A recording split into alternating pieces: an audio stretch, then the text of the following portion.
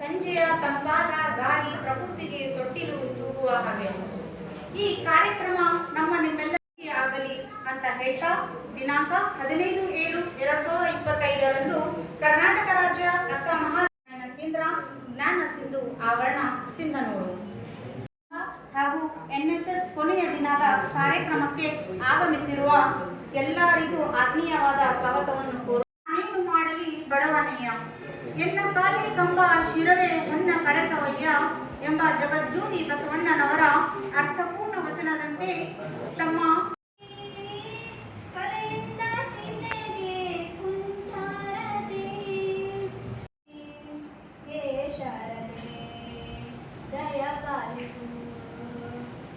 ಬಾಳನು ಬೆಳಕಾಗಿಸು ಹೇ ಶಾರದೆ. ವಿದ್ಯಾರ್ಥಿನಿ ವಿದ್ಯಾಶ್ರೀರವರು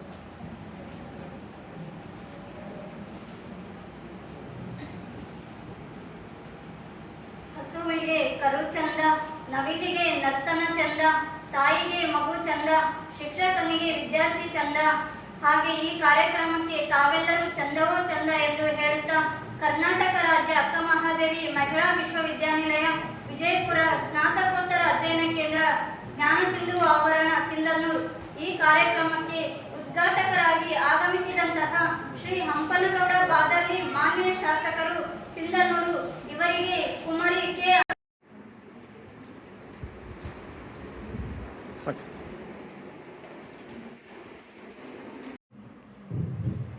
ಬಹಳ ಸಂತೋಷ. ಯಾಕಂದರೆ ಕರ್ನಾಟಕ ರಾಜ್ಯದಲ್ಲಿ ಅಕ್ಕಮಹಾದೇವಿ ಮಂತ್ರಿಗಳಾಗಿದ್ದಾರೆ.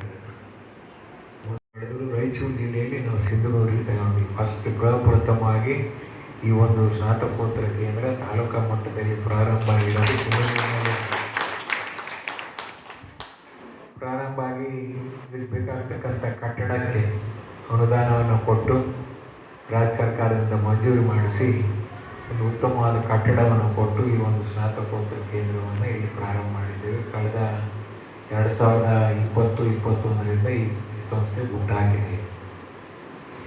ಪ್ರತಿ ವರ್ಷ ಸುಮಾರು 100-160 ವಿದ್ಯಾರ್ಥಿನಿಯರು ಈ ಸಂಸ್ಥೆಯಲ್ಲಿ ತಮ್ಮ ಅಭ್ಯಾಸವನ್ನು ಪ್ರಾರಂಭ ಮಾಡಿದ್ದಾರೆ. ಉನ್ನತ ಶಿಕ್ಷಣ ರಾಜ್ಯ ಮಟ್ಟದಲ್ಲಿ ಎಸ್ಟಿಮೇಟ್ ಕಮಿಟಿ ಚೇರ್ಮನ್ ಆಗಿದ್ದೇನೆ. ರಾಜ್ಯ ಮಟ್ಟದಲ್ಲಿ ಪ್ರತಿ ವಾರ ಒಂದೊಂದು ಇಲಾಖೆಯನ್ನು ರಿವ್ಯೂ ಮಾಡ್ತೀವಿ. ಎಲ್ಲ ಇಲಾಖೆ ರಾಜ್ಯ ಸರ್ಕಾರಕ್ಕೆ ಸಂಬಂಧಪಟ್ಟಿರ್ತಕ್ಕಂಥ 36 ಇಲಾಖೆಗಳು ಬರ್ತವೆ. 36 ಇಲಾಖೆಗಳನ್ನು ಪ್ರತಿ ವಾರ 1-2 ಹೋದ ವಾರನೇ ಈ ನಿಮ್ಮ ಉನ್ನತ ಶಿಕ್ಷಣಕ್ಕೆ ಸಂಬಂಧಪಟ್ಟಿರ್ತಕ್ಕಂಥ ಕಾರ್ಯದರ್ಶಿಗಳು, ಕಮಿಷನರು, ಬಹಳಷ್ಟು ಜನ ಸುಮಾರು 4-6 ತಾಸು ಸುದೀರ್ಘವಾಗಿ ಚರ್ಚೆ ಆಗಿದೆ. ಇಲ್ಲೇನಾಗಿದೆ ಪರಿಸ್ಥಿತಿ ಉನ್ನತ ಶಿಕ್ಷಣದಲ್ಲಿ ಅಂದರೆ ಯೂನಿವರ್ಸಿಟಿಗಳು ನಡೆಸ್ತಕ್ಕಂಥ ವಿಧಿವಿಧಾನಗಳೇ ಬೇರೆ, ಅದರ ಅಡಿಯಲ್ಲಿ ಬರ್ತಕ್ಕಂಥ ಕಾಲೇಜುಗಳು ನಡೆಸ್ತಕ್ಕಂಥ ವಿಧಿವಿಧಾನಗಳು ಬೇರೆ, ಮತ್ತು ಬೇರೆ ಬೇರೆ ಒಂದು ವಿಶ್ವವಿದ್ಯಾಲಯದಿಂದ ಪರವಾನಗಿಯನ್ನು ತೆಗೆದುಕೊಂಡು ಖಾಸಗಿ ಶಾಲೆಗಳು ನಡೆಸ್ತಕ್ಕ ಸಂಸ್ಥೆಗಳೇ ಬೇರೆ. ಕೋಆರ್ಡಿನೇಷನ್ ಭಾಳ ಕಡಿಮೆ ಇದೆ. ಬರೀ ಈ ಸಂಸ್ಥೆದಲ್ಲ, ಓವರಾಲ್ ಇಡೀ ಸ್ಟೇಟ್ ವಿಶ್ವವಿದ್ಯಾಲಯಗಳಿಗೂ ಕಾಲೇಜು ಸ್ನಾತಕೋತ್ತರ ಸಂಸ್ಥೆಗಳಿಗೂ ಮತ್ತು ಕಾಲೇಜುಗಳಿಗೂ ಭಾಳ ವ್ಯತ್ಯಾಸಗಳಿದ್ದಾವೆ.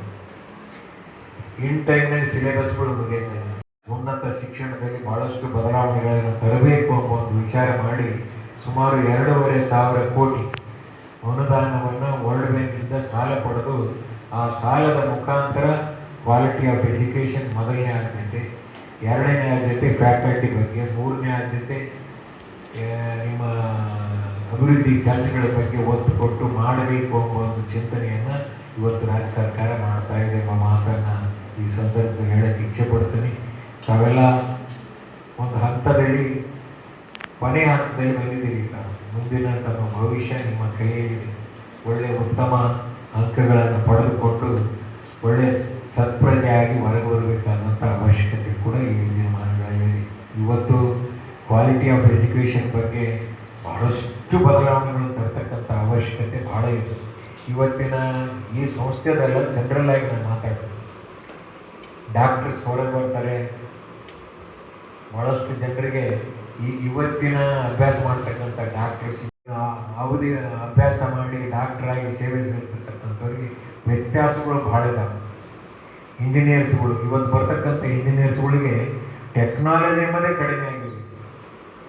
ಅದೇ ರೀತಿ ಉನ್ನತ ಶಿಕ್ಷಣದಲ್ಲಿ ಅಭ್ಯಾಸ ಮಾಡತಕ್ಕಂಥ ತಾವುಗಳು ತಮ್ಮ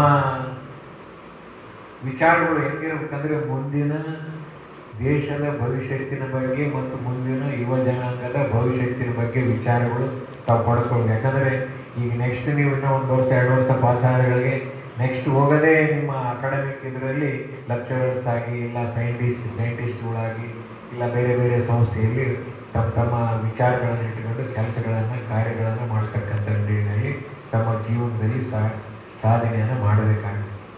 ಇಂಥ ಪರಿಸ್ಥಿತಿಯಲ್ಲಿ ಈ ಒಂದು ಸಂಸ್ಥೆಯಲ್ಲಿ 1-2-3 ಸಹೋದರಿಯರು ಮಾತಾಡಿದ್ರು, ತಮ್ಮ ಅನಿಸಿಕೆಗಳನ್ನು ಈ ಸಂಸ್ಥೆ ಬಗ್ಗೆ ವ್ಯಕ್ತಪಡಿಸಿದ್ರು. ಇಲ್ಲಿ ಫ್ಯಾಕಲ್ಟೀಸ್ ಏನು ತೊಂದರೆ ಇಲ್ಲ, ಗುಣಮಟ್ಟದ ಶಿಕ್ಷಣವನ್ನು ಕೊಡ್ತಾರೆ ಮತ್ತು ಕಟ್ಟಡವು ಕೂಡ ಚೆನ್ನಾಗಿದೆ.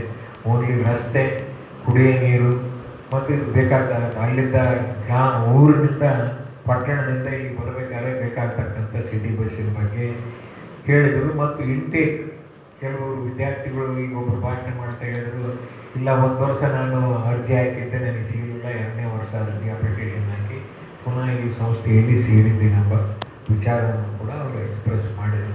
ಮತ್ತು ನಾನು ನಿಮ್ಮ ವಿಶೇಷ ಅಧಿಕಾರಿಗಳ ಜೊತೆ ಚರ್ಚೆ ಮಾಡ್ತಕ್ಕಂಥ ಸಂದರ್ಭದಲ್ಲಿ ಇಲ್ಲಿ MA MCom BCom ಅಷ್ಟೇ ಇದೆ, MSc ಲ್ಯಾಬೊರೇಟರಿಗಳು ಕೊರತೆ ಇದೆ. MSc ಮಾಡಬೇಕಾದ್ರೆ ಆ ಲ್ಯಾಬೊರೇಟರಿಗಳಿಗೆ ಅನುದಾನ ಬೇಕು ಎಂಬ ಒಂದು ವಿಚಾರವನ್ನು ಕೂಡ ಅವರು ಎಕ್ಸ್ಪ್ರೆಸ್ ಮಾಡಿದ್ದಾರೆ.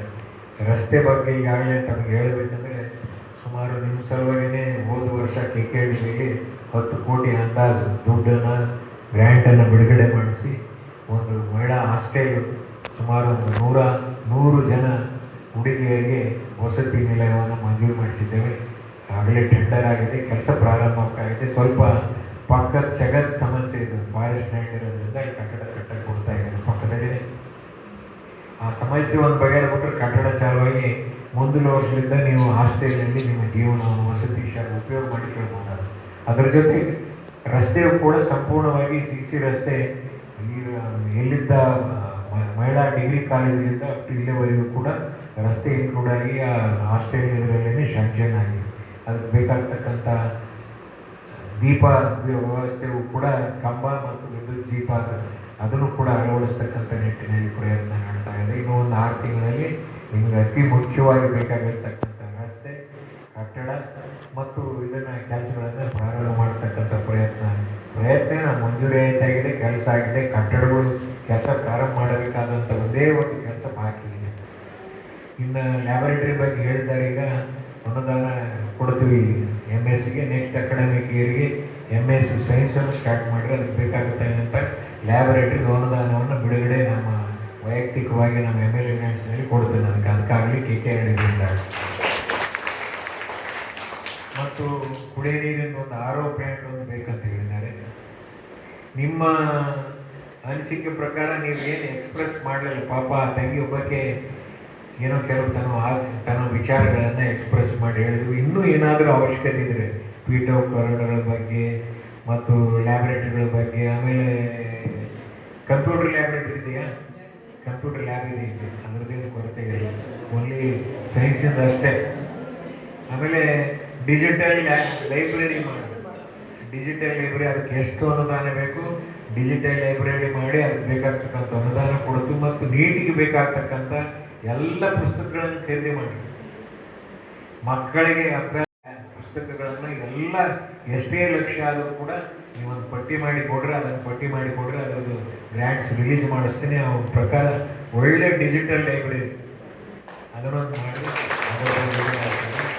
ಲ್ಯಾಬೊರೇಟರಿ ಒಂದು ಮಾಡಿ, ಮತ್ತು RO ಪ್ಲಾಂಟು, ರಸ್ತೆ ಇಷ್ಟು ಮಾಡಿದರೆ ಹೆಚ್ಚು ಕಡಿಮೆ ನಿಮ್ಮ ಸಮಸ್ಯೆಗಳು ಬಗೆಹರಿದಂಗೆ. ಇನ್ನೂ ಏನೇನು ಇದಾವ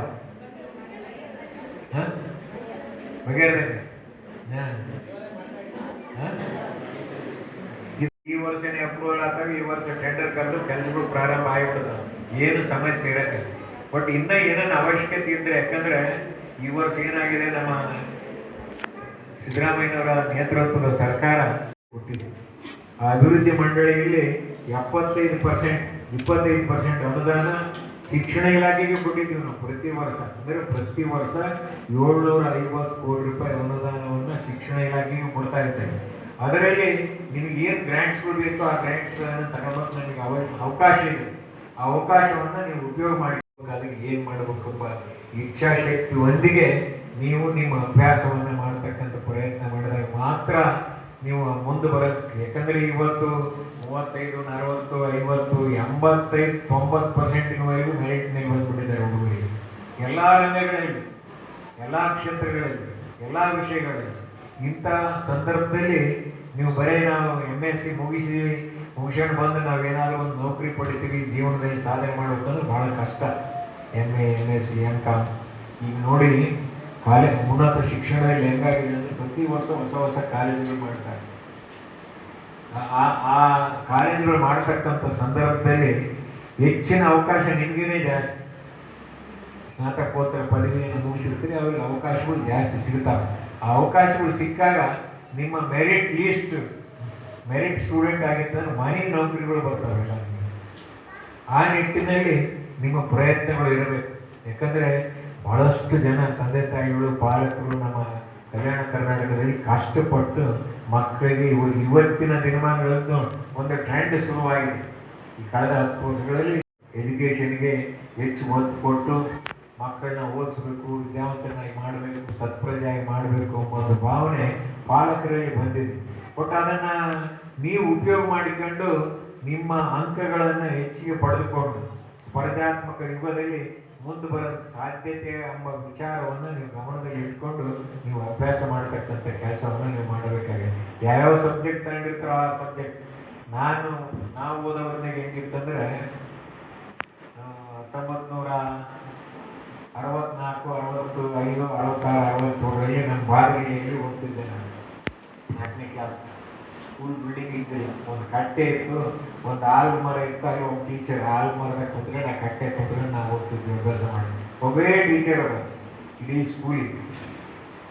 ಬಟ್ ಇವತ್ತು ನೀವೆಲ್ಲ ಇನ್ನೂ ಪುಣ್ಯವಂತರು. ಅಟ್ಲೀಸ್ಟ್ ಒಳ್ಳೊಳ್ಳೆ ಕಟ್ಟಡಗಳು, ಒಳ್ಳೊಳ್ಳೆ ಸ್ನಾತಕೋತ್ತರ ಕೇಂದ್ರಗಳು, ಕಾಲೇಜುಗಳು ಇವತ್ತಿನ ದಿನಮಾನಗಳೇ ಆಗಿದ್ದಾವೆ. ಅದ್ರ ಸದ್ಬಳಕೆ, ಅದರ ಲಾಭ ನೀವೆಲ್ಲರೂ ಪಡ್ಕೊಳ್ಬೇಕು. ಅವತ್ತು ಏನಿರಲಾರ್ದಂಥ ಸಂದರ್ಭದಲ್ಲಿ ಒಳ್ಳೆ ಕ್ವಾಲಿಟಿ ಶಿಕ್ಷಣ ಇರ್ತಾವ. ಏನಿರಲಾರ್ದಂಥ ಸೌಲಭ್ಯಗಳೇ ಇದ್ದಿಲ್ಲ. ಬಟ್ ಇವತ್ತು ಇಷ್ಟೆಲ್ಲ ಸೌಲಭ್ಯಗಳು ಇಟ್ಕೊಂಡು ನಾವು ಕ್ವಾಲಿಟಿ ಶಿಕ್ಷಣ ಕೊಡೋಕೆ ಆಗ್ತಾ ಇಲ್ಲ. ಇದರಲ್ಲಿ ಲೋಪದೋಷಗಳು, ಬಹಳಷ್ಟು ಲೋಪದೋಷಗಳು ಸರ್ಕಾರದ್ದಿರ್ಬೋದು, ವಿಶ್ವವಿದ್ಯಾಲಯದಿರ್ಬೋದು, ಸಿಬ್ಬಂದಿ ವರ್ಗದವ್ರು ಇರ್ಬೋದು, ಇಲ್ಲ ಉಪನ್ಯಾಸಕರದಿರ್ಬೋದು. ಅವರವರ ಕರ್ತವ್ಯಗಳನ್ನು ಅವರವರ ಪ್ರಾಮಾಣಿಕವಾಗಿ ಮಾಡಿ ಕ್ವಾಲಿಟಿ ಎಜುಕೇಷನ್ ಕೊಟ್ಟು ನಿಮ್ಮ ಭವಿಷ್ಯವನ್ನು ಬಂಗಾರವನ್ನಾಗಿ ಮಾಡ್ತಕ್ಕಂಥ ಕೆಲಸ ಉಪನ್ಯಾಸಕ ವೃಂದದವರು ಮಾಡಬೇಕಾದಂಥ ಅವಶ್ಯಕತೆಯೂ ಕೂಡ ಇದೆ. ಅವರಲ್ಲಿರ್ತಕ್ಕಂಥ ಪ್ರತಿಭೆ ನಿಮ್ಮಲ್ಲಿ ಬರಬೇಕು, ಅವರಲ್ಲಿರ್ತಕ್ಕಂಥ ಗುಣಮಟ್ಟದ ಶಿಕ್ಷಣ ನಿಮ್ಮಲ್ಲಿ ಬರಬೇಕು. ಅಂದಾಗ ಇದಕ್ಕೊಂದು ಅರ್ಥ ಬರುತ್ತೆ ಎಂಬ ಮಾತನ್ನು ಈ ಸಂದರ್ಭದಲ್ಲಿ ಹೇಳಿ ಇವತ್ತಿನ ಈ ಅನಿರೀಕ್ಷಿತ ಕಾರ್ಯಕ್ರಮ